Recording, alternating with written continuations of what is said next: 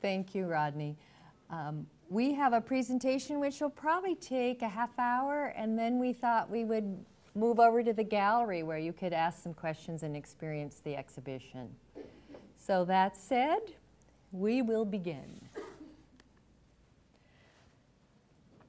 There's a direct flight from Salt Lake City to Paris. Who flies from Salt Lake City to Paris anyway? I check it out, but it's too expensive. So I make my reservation from Pullman through Seattle to Paris. He called that day before I was scheduled to leave to let me know that Pullman was fogged in this morning.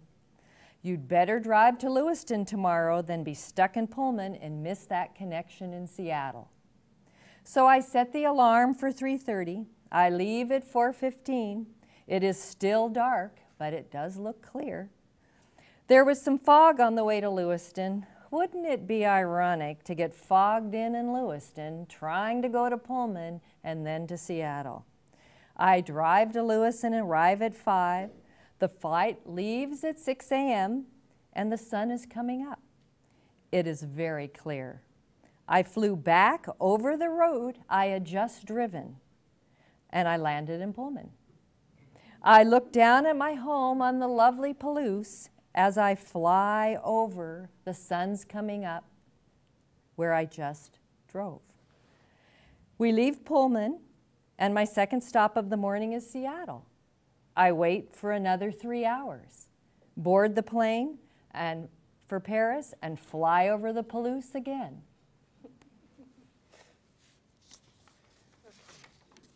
This one's called Jelly Beans. After a pleasant day of shopping in Spokane with my in-laws, we regrouped in the parking garage, buckled into the Pathfinder, and headed south on 195 towards Moscow. As we paid our garage fee, my 4-year-old son proclaimed, "My uncle just let me eat a whole bag of jelly beans." And I turned around. His uncle said, "Oh, don't worry, they're sugar-free," very proudly. "What?" I said, "Let me see the bag." The warning label read, "Warning, consumption may cause stomach discomfort and/or laxative effect. Individual tolerance will vary. We suggest starting with 8 beans or less." Somewhere between Spangle and Colfax it hit. The 4-year-old was miserable. First stomach cramps, then, "Mom, I need to poop." There was no place to pull over. The shoulder was narrow, and we were in the middle of the rolling hills of Palouse country. We found a place near the top of a hill so that we were at least visible to the traffic behind us. Not a bush, no side road, no trees. We were out there, open, at the top of a hill. We held the miserable little boy in a seated position, naked rear end, out in the breeze. "Mommy, I can't do it." And he couldn't. He held on for 20 more miles to the rest stop north of Colfax. Poor child inherited the gene for unfamiliar bathroom constipation. Okay, so this project called Road Stories, I'm going to address the conceptual development, and then Sally will move on and talk about our creative process. When we met, there were some early signs in the collaboration that we were going to combine the imagery that we'd previously been comfortable with using, and we needed to develop what vocabulary would be authentic to both of us, and what could keep this individual narrative intact. In some of our early discussions, we talked about StoryCorps and projects that collect narratives and then kind of keep that voice intact of individuals, and we were really interested in that idea. And we also wanted to make sure that the viewer could connect to their own experience while they were experiencing this body of work. So the first element is the horizon, and Sally's going to go into these a little bit more, but one of the things functionally is that when you're driving, the horizon helps you keep your bearings. You can think about, you know, where the sun might be on the horizon and understand maybe what direction you're going. It can also function as a metaphor. So maybe the horizon helps you connect to the reach of your life experience. The view of the horizon's pretty constant on the road. You might be engulfed in trees or be bound by a shorter view for stretches of time, but it's a frequent view out of the windshield. We noticed also early in our process that Sally's ink paintings could play well with this horizon concept. The mere suggestion of a horizontal line and your mind fills in a landscape. The second element in the vocabulary is the road signs. We're all indoctrinated in our driver's training and our driver's education to these signs. We understand what they mean. They're not designed for an interpretive, creative moment where you connect to your experience that you have in common with others. They're meant to be very direct. They're also, though, we discovered when we took them out of context that maybe they could be opened up and interpreted differently. So, for instance, a side road could become a life choice as we journey along. Which way should I go? What do I do at this junction? A circular intersection, which we don't have that many here, although there is one out towards White Avenue. It could be also an indication that it's time to reflect, or it could also communicate that maybe there's a life cycle involved in this content. And then the third element that we've included is the individual narratives. And these came to us pretty readily. We haven't really had to go out of our way to get people to give up some stories. And so one of the strategies is that we're hoping to collect more and create a live quality to this project. It seems that even during our reception, people wanted to tell their stories. So I'm hoping that that's a sign that it was effective. Here are some of the authors besides Sally and me so far. And I want to point out that you could be an author of a road story and have your work as part of this project. There's a blog under development, and if you're interested, I'm presuming that many of you are on the same mailing list that announces these lectures, so perhaps we'll have a way to get our blog information to you. We'll put it up on the website as well. Okay, great. One of the things we noticed as we were collecting narratives is that there were themes. And while the individual is kept intact and the voice is authentic, I think you can differentiate, even though we haven't included the authors in the part of the show that has the full stories. They're personal and specific, yet they have things in common. And I think we noticed that we could categorize possibly by themes, stories of going home, stories of being in peril, accidents, animals, and in the observation of viewer reception to the work, people told us more stories. So we're hoping you have stories. I'm going to hand off to Sally, and she's going to talk about our creative process. So the creative process for this exhibition was all about collaboration. It started as a collaboration between Delphine and I, but we ended up bringing in more and more people for a variety of reasons. And so It had a life of its own. We wanted more stories. We needed help, and a lot of individuals got involved. And we've thanked a few in the exhibition, and we have more to thank. So it started off with me kind of looking at my own work. Those of you who work in other fields in the arts, maybe theater or music, collaboration is very natural in those fields. But as an artist, I've always worked kind of solo. And after a recent sabbatical in Taiwan, my work was a lot about ink painting. I took calligraphy classes and found out I wasn't particularly good at calligraphy. I took bamboo painting or Chinese painting and found out I didn't have the patience to paint bamboo over and over again. So I took the spirit of what happens when you take ink and water and apply it to paper and created a large body of abstract works and was pretty much winding this up when I approached Delphine and said, could we maybe do something here together?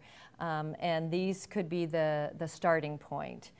So Delphine said yes. We started having our collaborations, and I started in the summer just making lots and lots of painted backgrounds on paper. A lot of times, this is up at Lake Pend Oreille, working using the lake for the water, and we did lots of small ones for practice, and then moved to some large panels that you'll see in the exhibition.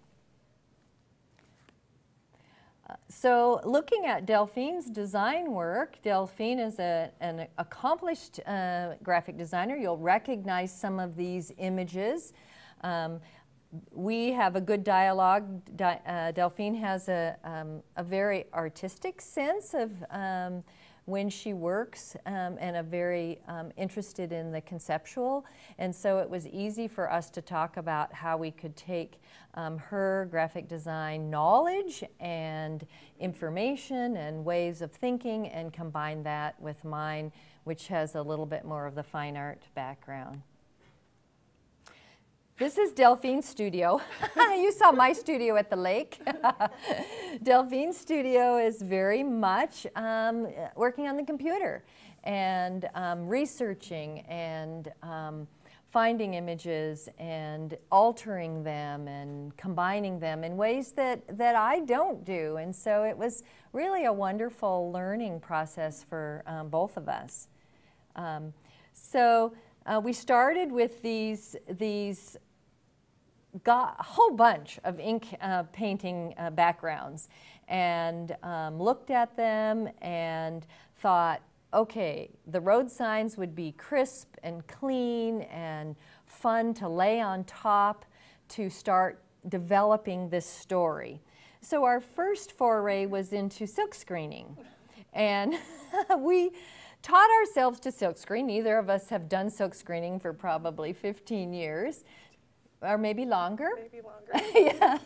So we had to reteach ourselves to silkscreen, and we thought that was beautiful and interesting, but we weren't doing multiples.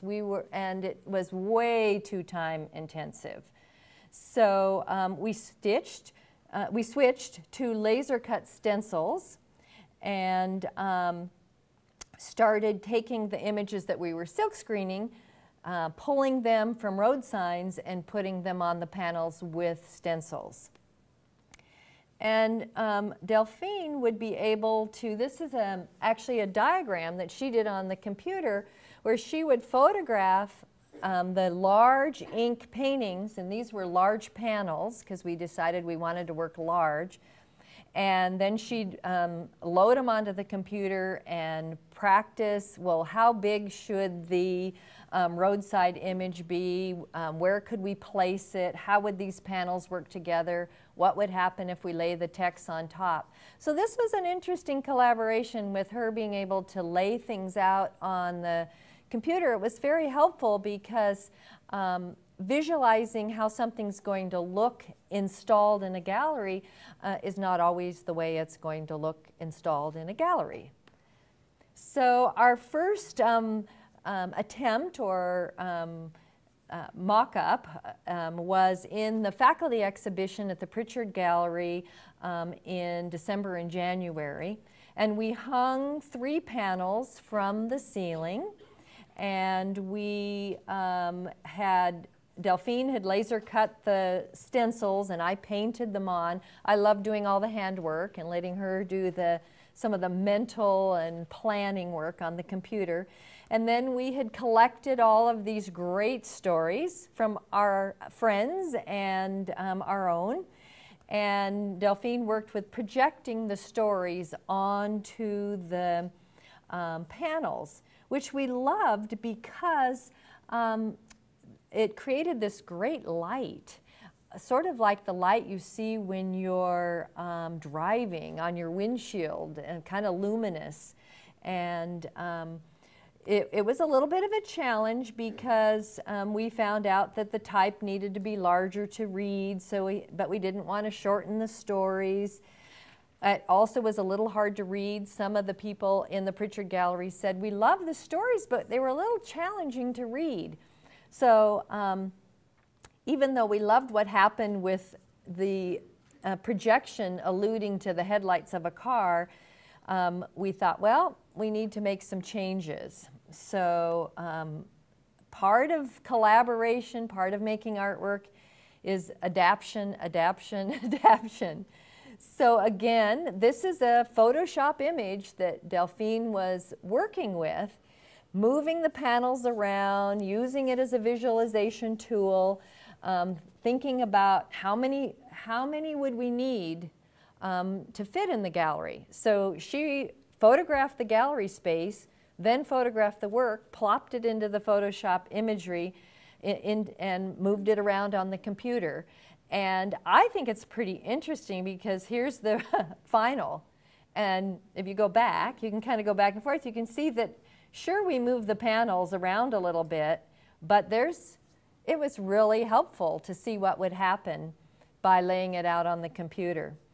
So once we decided we wanted the 5 large panels hanging in the gallery, we thought the projection that we'd used at the Pritchard wasn't what we wanted to use here at the Reflections Gallery. So Delphine's sister Amy said, well, you know, you could how about slides? And so we went shopping on eBay for classic slides and then dug up a bunch of landscapes from our own treasure trove of old slides and tried those out. And we kind of like the landscapes better. But again, it's experimentation and collaboration. We wanted to project slides because, again, we wanted that sort of a little bit subtle, a little bit ambiguous, sort of fleeting. You get this image, but when you're moving in a vehicle, you don't get to look for a long time. So the slides keep moving, and you see these different images as you're looking at the panels in the gallery. So they're personal, but they're universal, they're fleeting, they're like a road trip. We also had a large series of small pieces that we had experimented with as we were getting to the bigger panels, and we wanted to put some text on them. We had, I had painted all the backgrounds. Delphine found different images of signs, road signs. She laser cut them. I stenciled and painted them on. And we thought, all we need is some little bits of text to pull this together.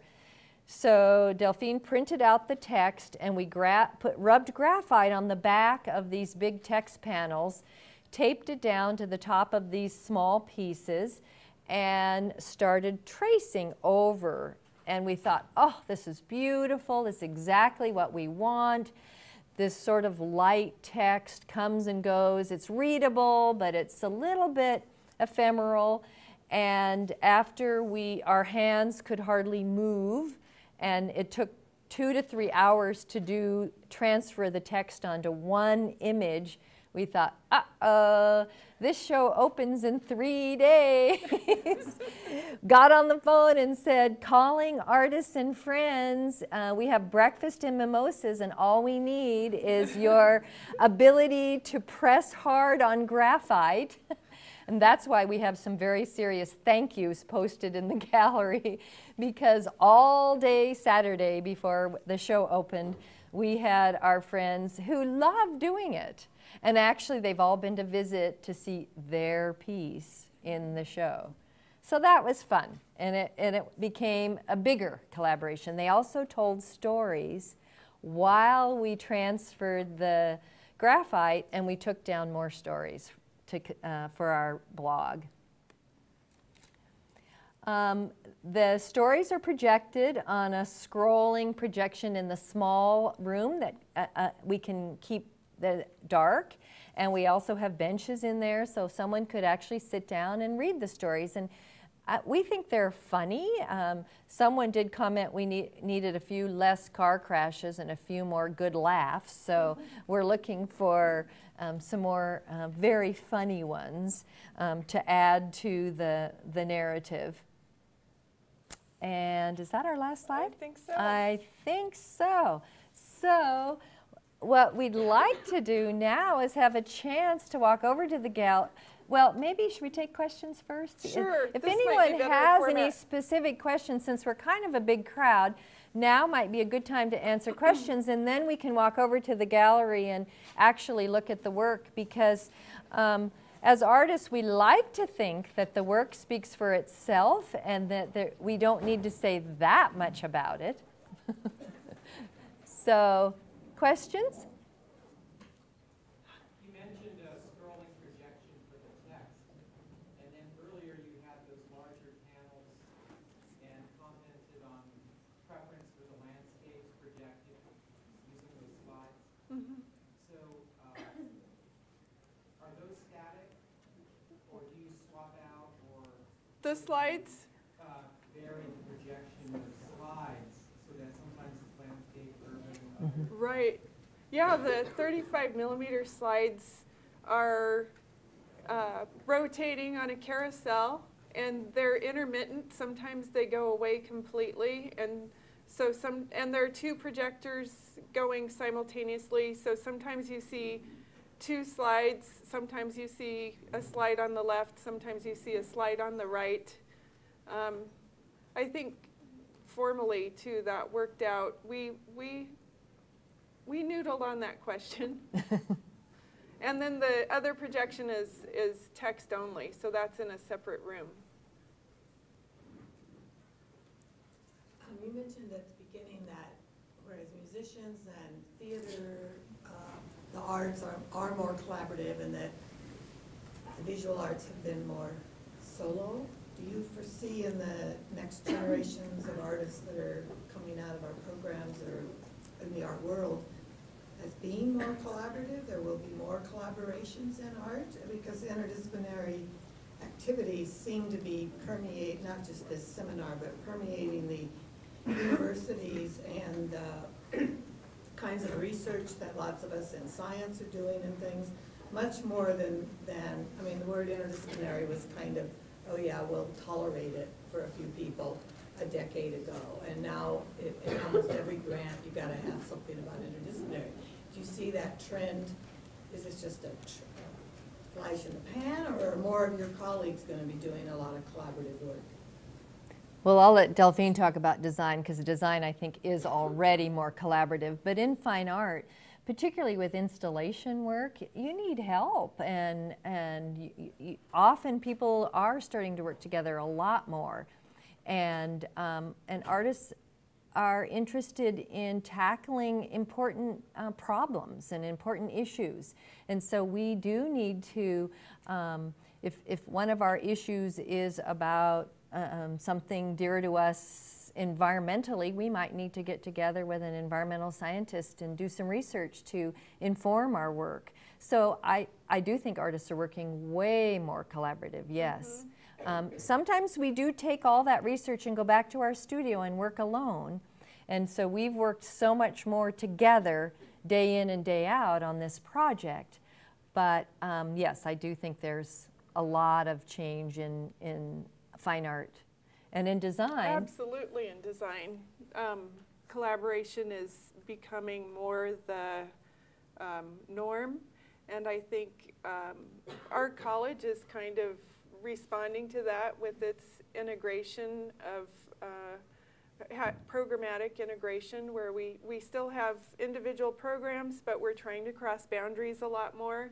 And I think it's in response to an increasingly complex world that has complex problems to solve. You need multiple disciplines, multiple skill sets to be able to approach those problems and solve them. And even witnessed in the classroom, when we have a person who is stuck, they have a direction and they need to figure out a way to reconcile what they're trying to do with the problem at hand. You put a few minds on that one particular problem and it gets solved so much more quickly than if you try to solve it alone. So I think people are recognizing the value of collaboration in design, absolutely. Mm-hmm. Way in the back? Mm-hmm. Yeah. So can I ask you, if you think about the collaboration as a journey, as the road trip that you've been on together, how has collaboration affected you? How do you think it's going to affect you as an artist, scholar, teacher? Well, one thing we know is that we're going to keep going because we have more. Just as after we hung the show, Delphine said, "Do you want to know what I want to do next?" I thought, well, could you tell me tomorrow? And so we know that we're going to keep collaborating. We have a couple places we want to shop the show out and send it out some places, and that we've had all these kind of fun problems to solve, and so we keep coming up with new ideas of how to do it. So yeah, and I would proclaim, yes, I would continue collaborating. And I think one of the things that we realized as different aspects of this project necessitated more collaboration is that when you let go a little bit, the result is more open and perhaps more on point. And that's not necessarily what we're comfortable doing when we're doing our research or creative activity. I think there's a lot of reward for that individual, but I think we're learning and we're increasingly in an environment that values it, and I like to work with people. I feel like my ideas are vetted and more they become better because somebody else has thought about where are the holes in that idea, Delphine. So yeah, absolutely. plus we had some great laughs, and you have to be able to laugh when you're working too. And so we had some good laughs as we were trying to put things together, both at our failures and our successes and the stories that we were getting from people and each other. You mentioned some patterns in the stories you heard. I'm curious, what sort of patterns do you find? I think one of the things people have in common on the road is that you have a plan, but it doesn't always work out the way you thought it would. I think that's an overarching pattern of being on the road. And then certainly peril is a pattern that can happen when you maybe find yourself in a situation. And one of the things in structuring the blog, I think the way we'll develop a menu for that is dynamically, because you can tag information and the menu will kind of sort itself out. So I think the patterns will be clear with the submissions. If we have a story where an animal gets killed, then that will be one of the tags that we apply, and that will probably have its own menu dynamically developed in the blog. So I kind of feel like, yeah, the stories sort themselves into categories. Accidents are good to tell too, though. Yeah, tickets, accidents, food, bathrooms. Yep. There's some universals, but there's also the more interesting things like when you're on a really long road trip, you can think about life and solve problems, and there's a lot of things that happen on a long road trip. The unexpected, the adventure, letting go and going places that maybe aren't completely planned. So it's a pretty rich subject. When two artists put their head together to come up with a conceptual idea that you're going to develop your visual imagery around, we didn't realize how good it was going to be as we kind of started, because there's so many fun things that have come from it. It kind of has a life of its own.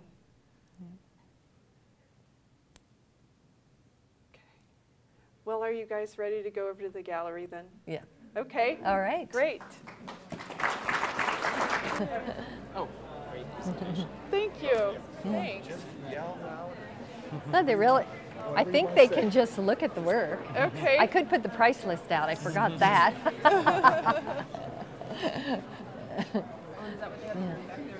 Yeah, so you guys can just come on in. The projection's back here where all the stories are, which are fun, I think.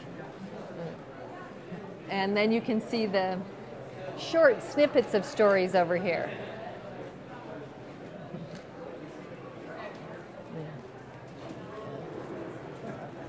I just feel in the way in here. Yeah. Okay. Hi, Rula. Loved it. Were you in Loved there? it. Yeah. Do you good. want us together? Do you want to pose Stefan, but he's photo? part Or? of Oh, yeah. Okay. Well, the stories are all back in Talking. here. I loved it. I And loved it. yeah, did you read a few of them? When I passed. Oh, by, good. but Well, this is great. we Your- hope your that some talk of you was will great. send us stories. Yes. That's what we're hoping. Yes. I'm glad you had us all come out here to take a look. Yeah. Thanks for Yeah. coming. Well, it's Yeah. important to look at the real stuff. absolutely. You don't want to just talk about it. You want to, and it's hard when there's lots of people. It's kind of nice to come when you can just kind of experience it. But Yeah, I'm planning a big road trip for the first time in years in June. So Oh, wow. it's kind of cool. We'll get and you'll back have to some us. stories. Stories and all the photographs. Yeah. Oh, good. That'd be great. Yeah, Thanks there's for some coming. funny pictures. Changed from the Pritchard. Oh, yeah. it did, Me too. didn't it? I think it's, Yeah. you know, that's like a laboratory. You get feedback and you adjust and And that's what we're supposed to do, you know, in the faculty show, is try something new, see what happens, and The context that you guys provided today, Mm-hmm. because when I saw it over the Pritchard, there was just no context. Right. So what you guys did today was really good. thank Mm-hmm. you. You gave the whole thing, yeah. you know. Hopefully it makes sense. Yeah. I think when I go to look at artwork, I love to know a little bit about what the artist was thinking and what caused them to do what they did, and so Hard to yeah, come up with that. So yeah, you know, I think that adds a lot. Yeah.